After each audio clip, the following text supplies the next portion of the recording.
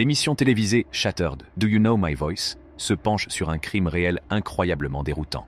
Au début, même les personnes impliquées dans l'affaire n'arrivaient pas à croire ce qu'elles découvraient. Mais au fur et à mesure que les preuves s'accumulaient, la vérité choquante est devenue impossible à ignorer. L'épisode se concentre sur le meurtre de James Appleton en 2017. Et c'est une histoire qui va bien au-delà du crime lui-même, en plongeant dans ses profondes conséquences. L'histoire de Grant Hardin est troublante et choquante, marquée par un passé trouble dans les forces de l'ordre. Bien qu'il ait été confronté à des problèmes dans ses emplois précédents et qu'il ait dû quitter certains postes en raison de la malhonnêteté de ses rapports, il est parvenu à réintégrer les forces de police et a fini par devenir le chef de la police de Gateway, dans l'Arkansas.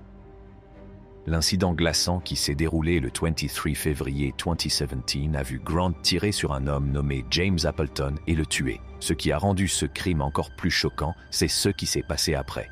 Au lieu de fuir ou de montrer des remords, Grant a effrontément emmené sa propre famille dîner comme si rien ne s'était passé. Cependant, le destin est intervenu lorsqu'ils ont rencontré un barrage routier et les inspecteurs ont décidé d'interroger Grant sur l'incident. Les circonstances entourant la fusillade et le comportement de Grant par la suite ont soulevé de sérieuses inquiétudes et déclenché une enquête approfondie sur l'incident. La révélation du passé trouble de Grant dans les forces de l'ordre a ajouté une nouvelle couche de complexité à l'affaire.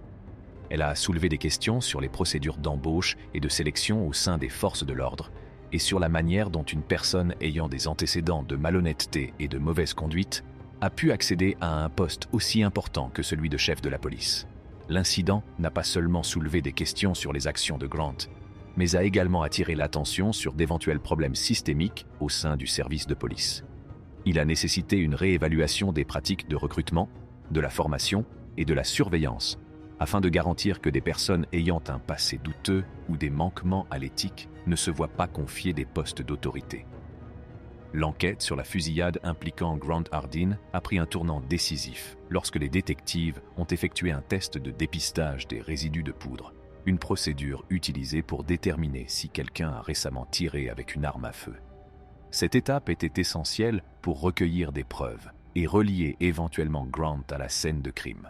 Au cours de l'enquête, il y a eu un moment inattendu et quelque peu particulier où les détectives ont engagé une conversation décontractée avec Grant.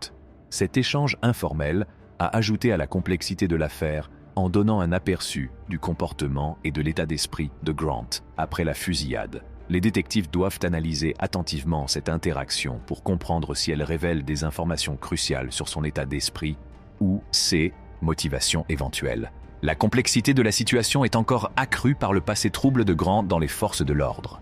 Les problèmes qu'il a rencontrés dans le passé et la malhonnêteté dont il a fait preuve dans ses emplois antérieurs soulèvent des questions quant à sa crédibilité et à sa capacité à occuper un poste aussi important que celui de chef de la police de Gateway, dans l'Arkansas. Ses antécédents peuvent également influencer la perception de ses actions le jour de la fusillade et la décision ultérieure d'inviter sa famille à dîner, laissant aux enquêteurs le soin d'explorer tout lien potentiel entre son comportement passé et présent.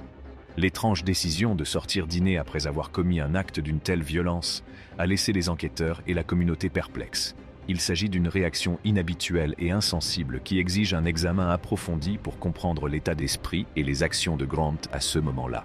Compte tenu de la complexité de l'affaire, les enquêteurs travaillent sans relâche pour rassembler toutes les informations et tous les éléments de preuve disponibles. Les inspecteurs Chamberlain et Cordero se retrouvent dans une situation difficile et frustrante, alors qu'ils tentent d'interroger un homme nommé Hardin au sujet d'un crime. Cependant, leurs efforts pour lui soutirer des informations se heurtent au silence, Hardin refusant catégoriquement de prononcer le moindre mot.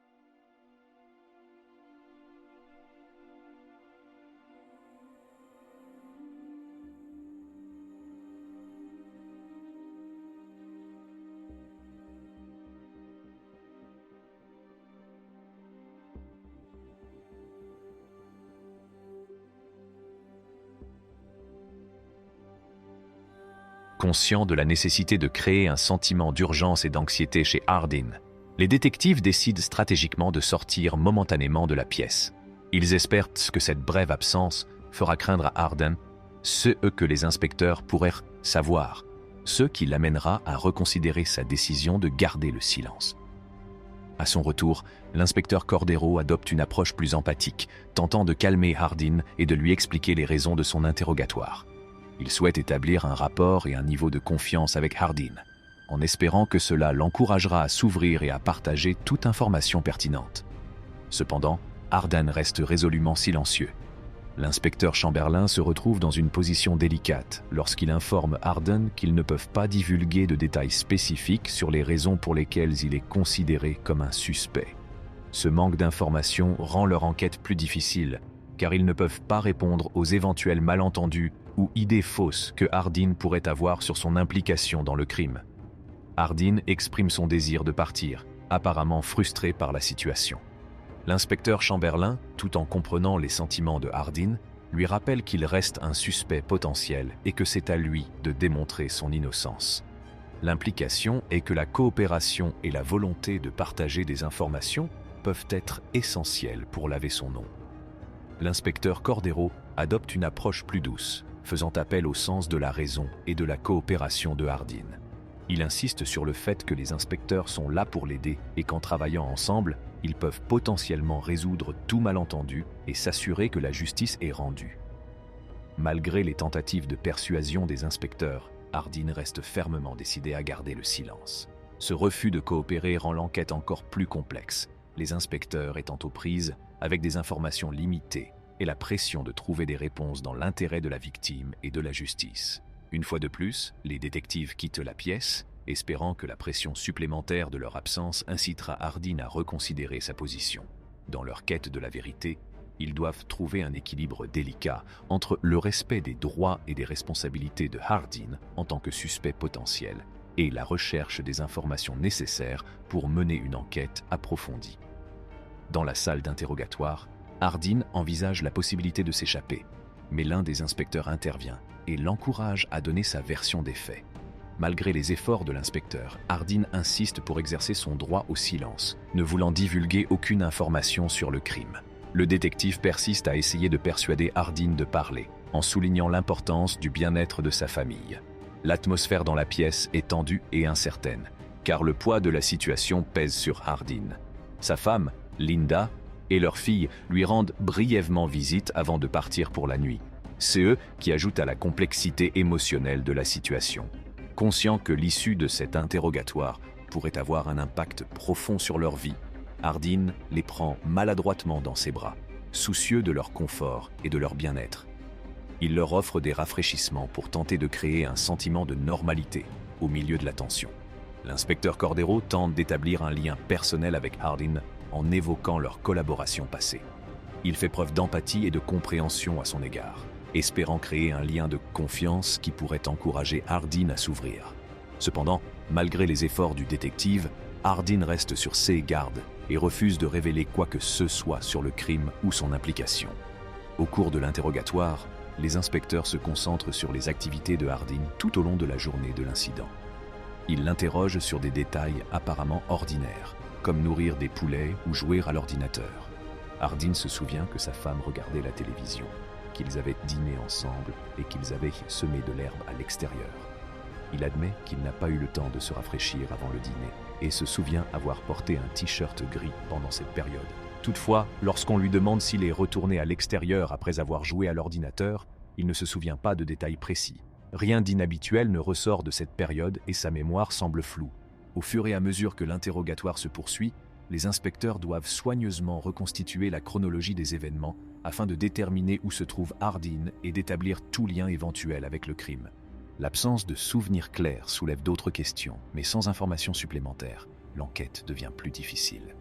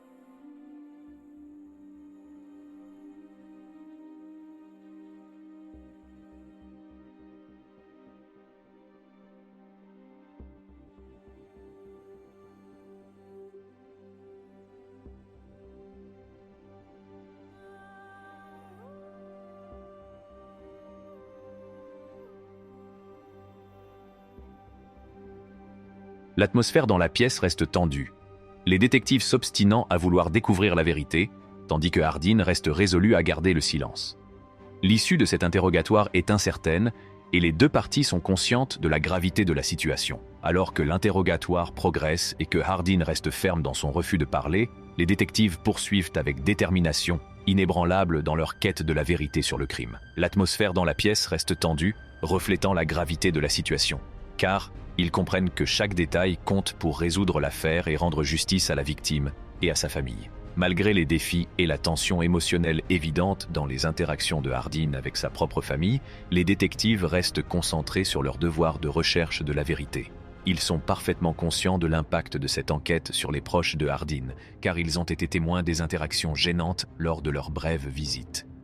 Tout en considérant les implications pour sa famille, leur priorité absolue est de trouver les réponses dont ils ont besoin pour permettre à la famille de la victime de tourner la page et faire en sorte que la justice l'emporte. Au lendemain du crime, grâce aux témoignages, le nom de Grant Hardin s'est rapidement imposé comme celui de l'agresseur. Cette révélation a surpris de nombreux membres de la communauté, car Hardin était une personne connue et respectée, notamment en raison de sa carrière passée en tant qu'agent des forces de l'ordre. L'idée qu'une personne ayant un tel passé puisse être impliquée dans un crime aussi odieux était difficile à comprendre. Les dépositions des témoins se sont révélées être des preuves cruciales contre Grant, car elles ont fourni des informations précieuses le reliant à la scène du crime. En outre, même l'aveu de sa propre femme, qui pensait qu'il était dehors en train de travailler dans le jardin au moment de l'attaque, n'a pas constitué un alibi solide pour prouver son innocence. Au fur et à mesure que l'enquête avançait, les preuves semblaient s'accumuler contre Grant Hardin, ne lui laissant que peu d'options. Par conséquent, le 16 octobre 2017, l'ancien agent des forces de l'ordre, âgé de 48 ans, a décidé de plaider coupable de meurtre au premier degré. Ce plaidoyer a marqué un tournant important dans l'affaire, car Grant a choisi de ne pas divulguer le motif qui l'a poussé à commettre un acte aussi brutal. L'absence de motivation a laissé les gens perplexes et à la recherche de réponses sur les raisons qui ont poussé Grant à commettre un crime aussi insensé et tragique.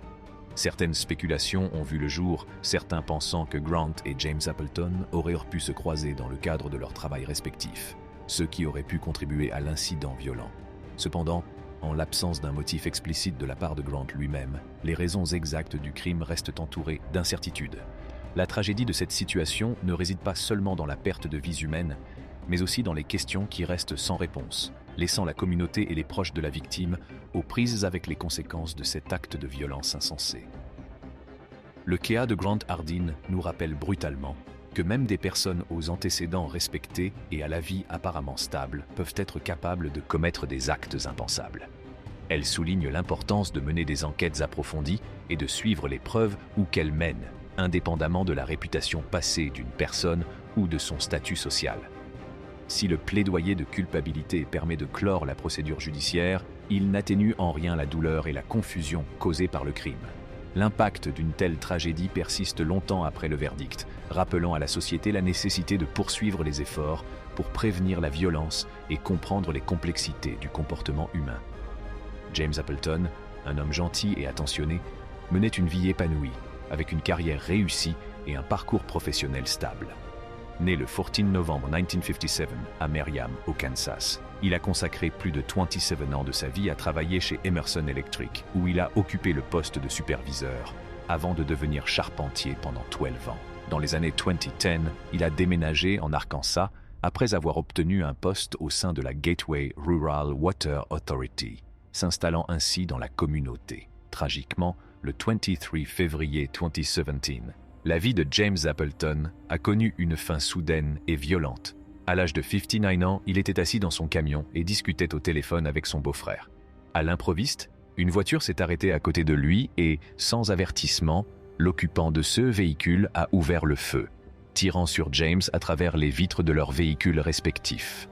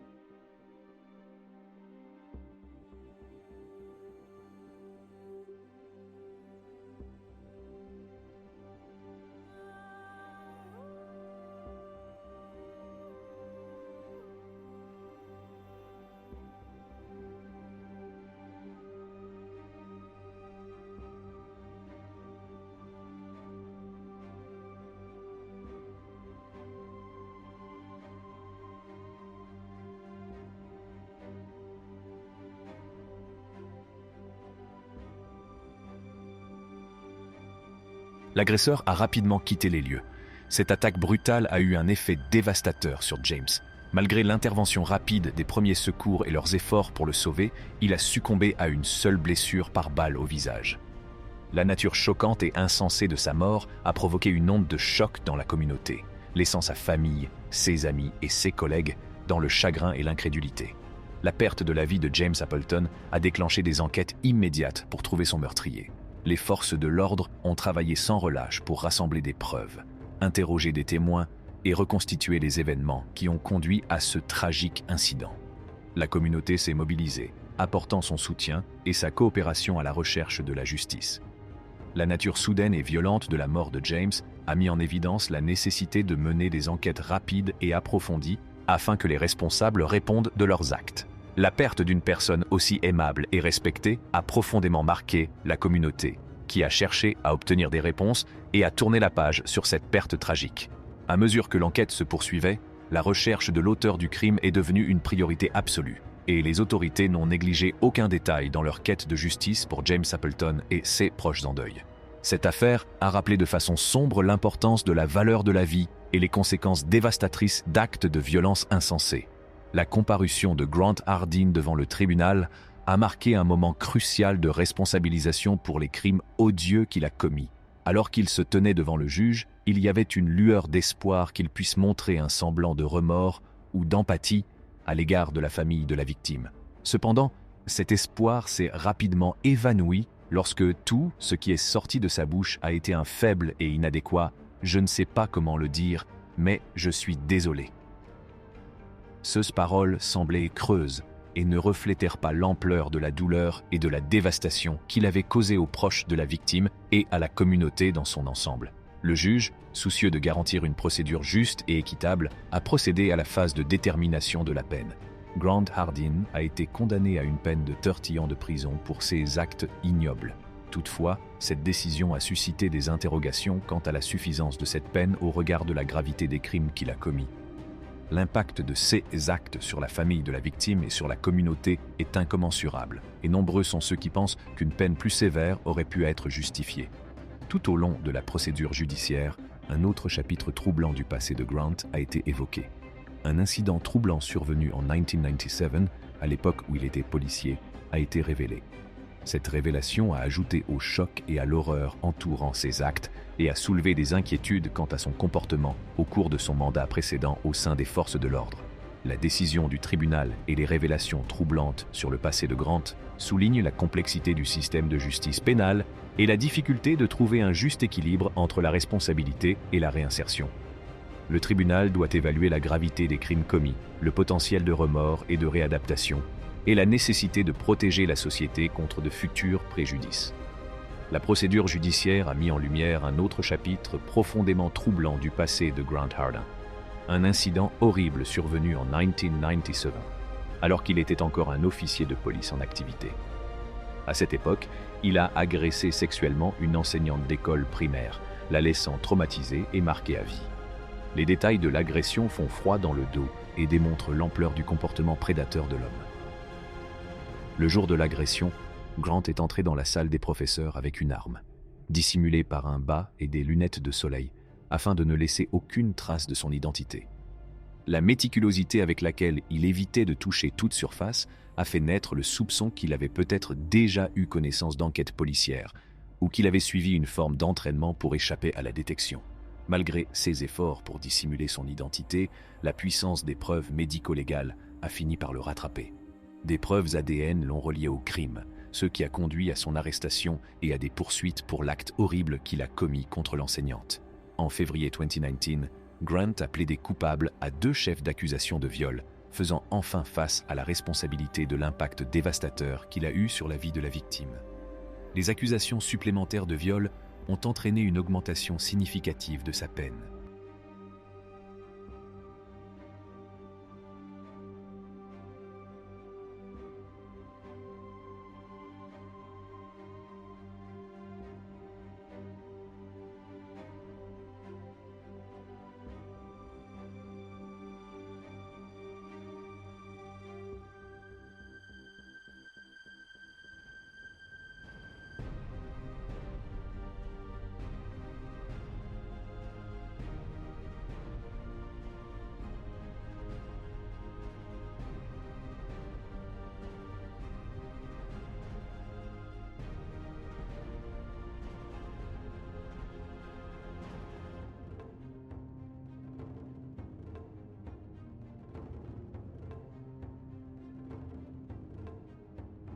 Le tribunal a reconnu la gravité de cet acte et le traumatisme durable infligé à la victime, ce qui a conduit à une peine supplémentaire de 50 ans, en plus de sa peine initiale de 30 ans. En conséquence, le temps total qu'il a passé derrière les barreaux s'élève à la somme stupéfiante de 80 ans. Le plaidoyer de Grant Hardin a abouti à une peine d'emprisonnement considérable, puisqu'il devra purger 21 ans pour le meurtre de James Appleton et 14 ans supplémentaires, 7 ans pour chaque chef d'accusation de viol, avant de pouvoir bénéficier d'une libération conditionnelle. Cette longue détention le laisse isolé entre les murs de la North Central Unit, une prison de sécurité minimale à moyenne située à Calico Rock, dans l'Arkansas. La perspective de la liberté pour Grant semble lointaine, car il risque des décennies d'incarcération pour 16 crimes atroces. On ne saurait trop insister sur l'impact des actes de Grant sur ses victimes et leurs familles. Les vies des personnes concernées ont été irrémédiablement brisées, et les blessures qu'il a infligées ne guériront peut-être jamais complètement. La perte de James Appleton et le traumatisme durable subi par l'enseignante de l'école primaire ont laissé de profondes cicatrices chez leurs proches et dans l'ensemble de la communauté. Si le verdict du tribunal a apporté un certain sentiment de justice, il rappelle douloureusement qu'il n'existe pas de solution simple pour réparer les profonds dommages causés par des crimes aussi insensés et cruels. Les conséquences des actes violents se répercutent bien au-delà des victimes immédiates, s'étendant aux familles, aux amis et à la société dans son ensemble. Le chemin de la guérison et de l'apaisement pour les personnes touchées par ces tragédies est souvent long et difficile. En outre, cette affaire souligne la nécessité d'apporter un soutien solide aux victimes et à leurs familles sur la voie de la guérison et de la justice.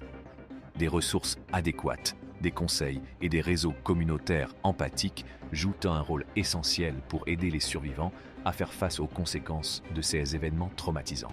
Pensez-vous qu'une véritable justice est rendue? Pourrez-vous désormais faire confiance à n'importe quel policier? Pensez-vous que la femme de Hardin a raison? Y a-t-il d'autres aspects de cette affaire qui restent cachés? Faites-nous part de vos réponses dans la section des commentaires ci-dessous et partagez cette vidéo avec vos amis et votre famille pour les sensibiliser. Et abonnez-vous à notre chaîne pour d'autres vidéos de ce type.